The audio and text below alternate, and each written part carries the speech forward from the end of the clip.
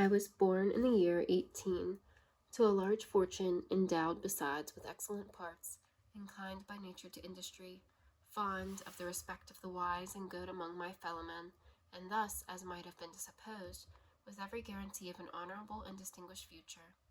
And indeed, the worst of my faults was a certain impatient gaiety of disposition, such as has made the happiness of many, but such as I found it hard to reconcile with my imperious desire to carry my head high, and wear a more than commonly grave countenance before the public. Hence it came about that I concealed my pleasures, and that when I reached years of reflection, and began to look round me and take stock of my progress and position in the world, I stood already committed to a profound duplicity of life. Many a man would have even emblazoned such irregularities as I was guilty of, but from the high views that I had set before me, I regarded and hid them with an almost morbid sense of shame. It was thus rather the exacting nature of my aspirations than any particular degradation in my faults that made me what I was, and, with even a deeper trench than in the majority of men, severed in me those provinces of good nature and ill which divide and compound man's dual nature. In this case, I was driven to reflect deeply and inveterately on that hard law of life which lies at the root of religion and is one of the most plentiful springs of distress. Though so profound a double dealer, I was in no sense a hypocrite. Both sides of me were in dead earnest. I was no more myself when I laid aside restraint and plunged into shame than when I labored in the eye of day at the furtherance of knowledge or the relief of sorrow and suffering.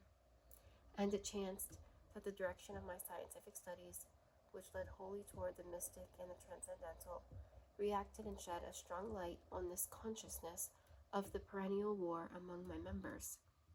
With every day, and from both sides of my intelligence, the moral and the intellectual, I thus drew steadily nearer to that truth by whose partial discovery I have been doomed to such a dreadful shipwreck, that man is not truly one, but truly two. I say two, because the state of my own knowledge does not pass beyond that point.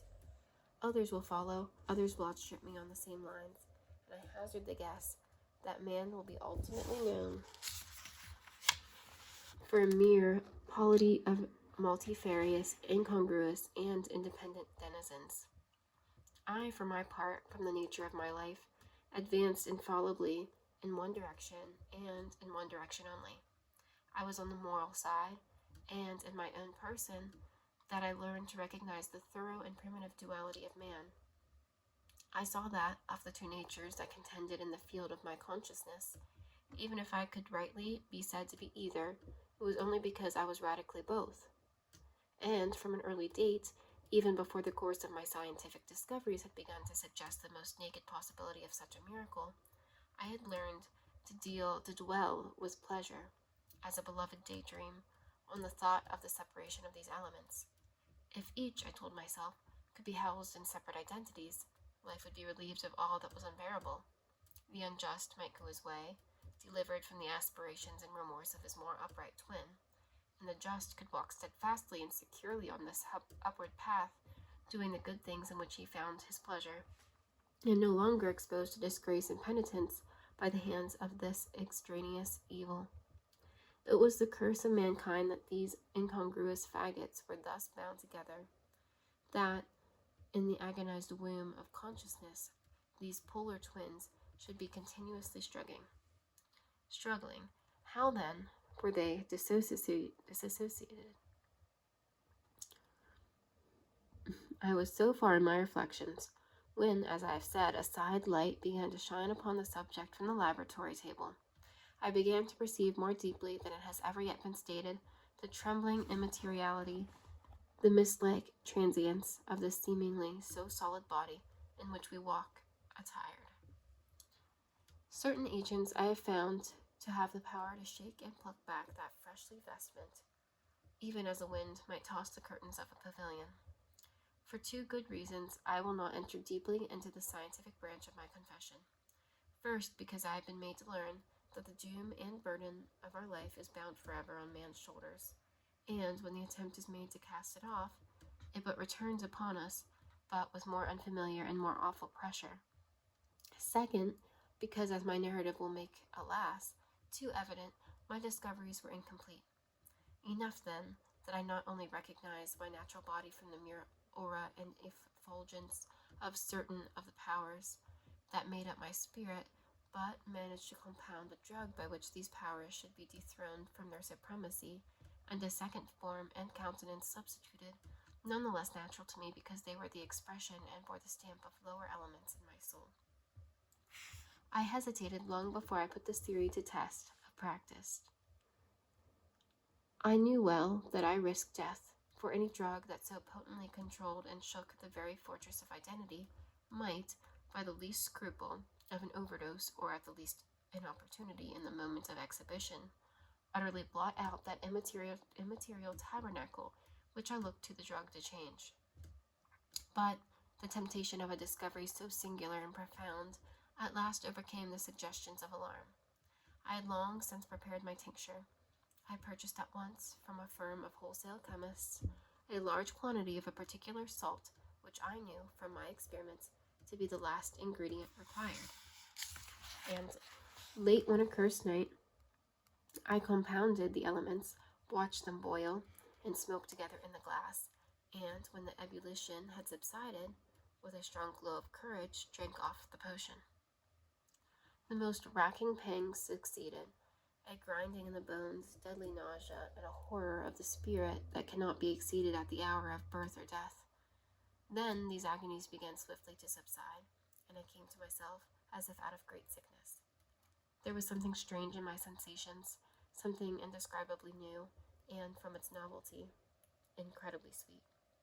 I felt younger, lighter, and happier in body. Within I was conscious of a heady recklessness, a current of disordered sensual images running like a mill race in my fancy, a solution of the bonds of obligation, an unknown but not an innocent freedom of the soul. I knew myself at the first breath of this new life to be more wicked, tenfold more wicked, sold a slave to my original evil, and the thought in that moment braced and delighted me like wine. I stretched out my hands, exulting in the freshness of these sensations, and, in the act, I was suddenly aware that I had lost in stature. There was no mirror at that date in my room. That which stands beside me as I write was brought here later on, and for the very purpose of these transformations. The night, however, was far gone into the morning. The morning, black as it was nearly ripe for the conception of the day. The inmates of my house were locked in the most rigorous hours of slumber, and I determined, flushed as I was with hope and triumph, to venture in my new shape as far as to my bedroom. I crossed the yard, wherein the constellations looked down upon me.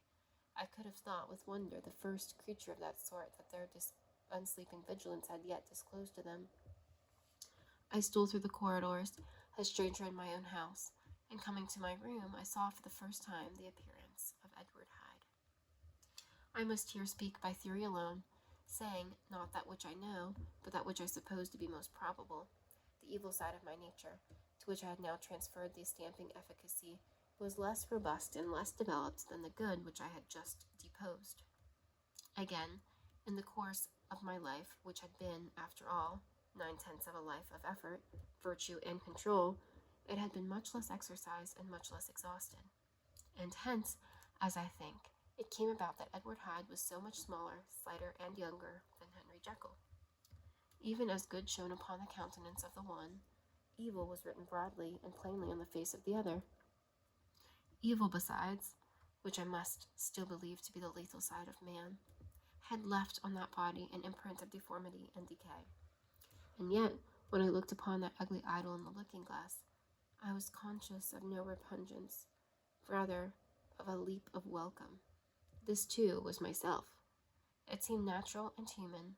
In my eyes it bore a livelier image of the spirit. It seemed more express and single than the imperfect and divided countenance I had been hitherto accustomed to call mine. And, insofar, I was doubtless right.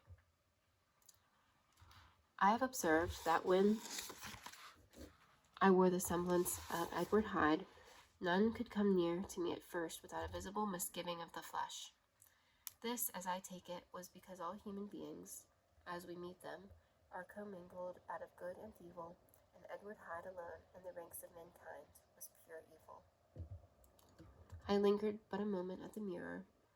The second and conclusive experiment had yet to be attempted, and it yet remained to be seen if I had lost my identity beyond redemption and must flee before daylight from a house that was no longer mine. Hurrying back to my cabinet, I once more prepared and drank the cup, once more suffered the pangs of dissolution, and came to myself once more with the character, the stature, and the face of Henry Jekyll. That night I had come to the fatal crossroads. Had I approached my discovery in a more noble spirit, had I risked this experiment while under the empire of generous or pious aspirations, all might have been otherwise, and from these agonies of death and rebirth, I might have come forth an angel instead of a fiend. The drug had no discriminating action. It was neither diabolical nor divine. It but shook the doors of the prison house of my disposition, and, like the captives of Philippi, that which stood within ran forth. At that time my virtue slumbered, my evil, kept awake by ambition, was alert and swift to seize the occasion, and the thing that was projected was Edward Hyde. Hence, although I had now two characters as well as two appearances, one was wholly evil, and the other was still the old Henry Jekyll, the incongruous compound of whose reformation and improvement I had already learned to despair. The movement was thus wholly toward the worse. Even at that time, I had not conquered my aversions to the dryness of a life of study. I would still be merrily disposed at times, and as my pleasures were, to say the least, undignified, and I was not only well known and highly considered, but growing toward the elderly man, this incoherency of my life was daily growing more unwelcome. It was on this side that my new power tempted me until I fell in slavery. I had but to drink the cup, to doff at once the body of the noted professor, and to assume like a thick cloak that of Edward Hyde. I smiled at the notion. It seemed to me at the time to be humorous, and I made my preparations with the most studious care. I took and furnished the house in Soho, to which Hyde was tracked by the police, and engaged as a housekeeper a creature whom I knew well to be silent and unscrupulous. On the other side, I announced to my servants that a Mr. Hyde, whom I described, was to have full liberty and power about my house in the square, and to parry mishaps. I even called and made myself a familiar object in my second character. I next drew up that will, to which you so much objected, so that if anything befell me in the person of Dr. Jekyll, I could enter on that of Edward Hyde without pecuniary loss. And thus fortified, as I supposed on every side, I began to profit by the strange immunities of my position. Men have before hired bravos to transact their crimes, while their own person and reputation sat under shelter. I was the first that ever did so for his pleasures. I was the first that could plod in the public eye with a load of genial respectability, and, in a moment, like a schoolboy, strip off these lendings and spring headlong into the sea of liberty. But for me and my impenetrable mantle, the safety was complete. Think of it. I did not even exist.